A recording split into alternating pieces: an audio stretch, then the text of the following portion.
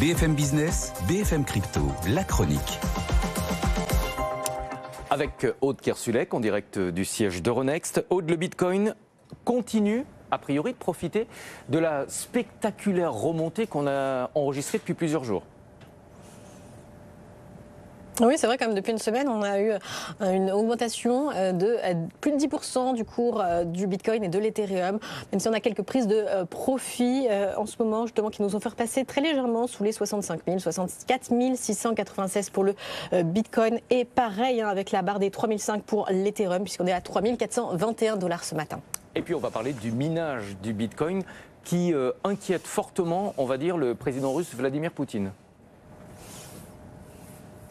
Oui, Vladimir Poutine qui s'en prend aux mineurs de Bitcoin à cause de leur consommation électrique dans un pays en économie de guerre. Chaque mégawattheure de production électrique est importante. Le minage est très fortement énergivore, on le sait. Il représente 1,5% de la consommation d'électricité en Russie, d'où l'alerte du président russe face à une croissance incontrôlée de la consommation d'électricité des mineurs.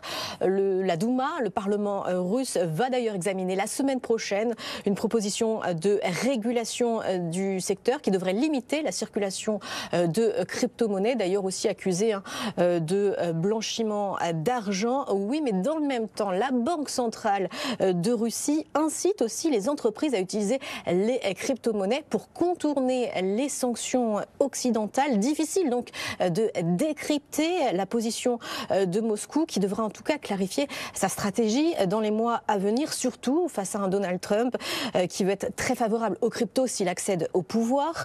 Le candidat promet d'américaniser le minage de Bitcoin. Alors, potentielle source de conflit avec le Kremlin, ou au contraire, possible terrain d'entente et de coopération Russie-Amérique, ça pourrait être un des enjeux de l'après-élection en 2025, après l'issue aussi sur la guerre en Ukraine, il faut le dire. Merci beaucoup, Aude Kersulek.